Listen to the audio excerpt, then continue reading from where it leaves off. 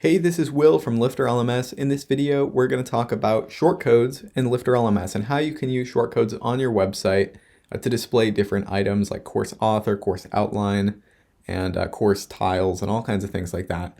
So let's dive into it.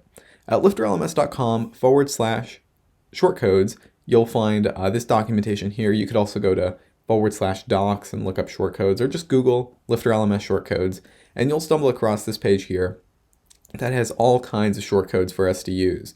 You can see here on the upper left that we have 22 options here for displaying various things, and let's see how they work on my website. So this is my course website here, and let's use a simple example of a shortcode. I'll go to courses number 14, and then I'm going to copy this shortcode. That's just going to be everything in the brackets. Copy that, and then I'm going to go to my website. I'm going to add a new page so we can see what this will look like. And I'm going to pretty much be making it my own course catalog here. So this will be my custom course catalog page. That's what this courses block. It will display my course tiles just like the catalog page. I'm going to add a shortcode block in the WordPress editor, shortcode block, and I'm going to paste in that shortcode I copied from right here. So now you can see all of these parameters on here, post per page, order by, order, category.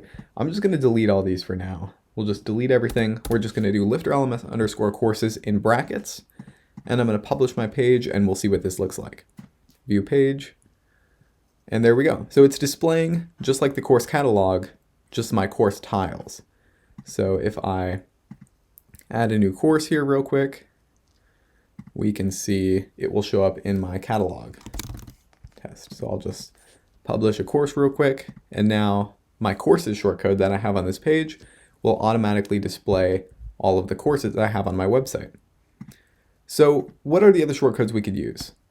We could check out maybe, what's a good example we could use here? Maybe course progress. So if you're inside of a lesson on a course, and maybe you want it to display the progress bar maybe within a lesson, you could do that. So let's check out an example. So if we check out my course here and go into maybe one of my lessons, and maybe I want the progress bar to be under the Mark Complete button so we can kind of see how we're progressing through the course. What I could do is edit lesson, and I want to put the progress bar below the Mark Complete button. So what I'm going to do is get my course progress shortcode. I'm going to copy that, add a shortcode block below the Mark Complete button, paste in my course progress shortcode, and then update, and we'll see what it looks like. There we go. So now we have the progress bar right below the Mark Complete button. And there's all sorts of shortcodes you can use on this page.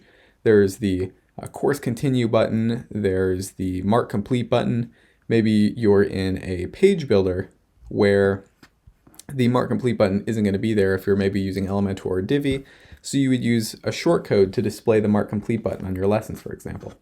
So that's just kind of how you can use shortcodes to paste individual elements around on your website. And each shortcode has some options for it, some parameters.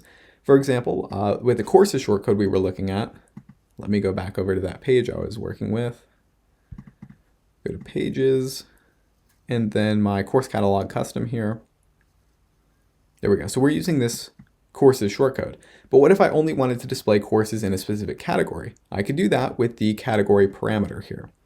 So category, and then equals, you can actually see an example right here of what it would look like. Category equals, and then my slug of my category. So if I wanted to display only courses in the beginner category, I could do that with this shortcode here. So this is only going to display courses in the beginner category. Now I don't have a beginner category at the moment. Let me go add that real quick. So if I go to courses categories and I add the beginner category, and I put one of my courses in that category, maybe this one here, course template is now going to be in the beginner category. Let's go view that page. Course catalog custom, view page. and now it's only going to display courses that are in my beginner category.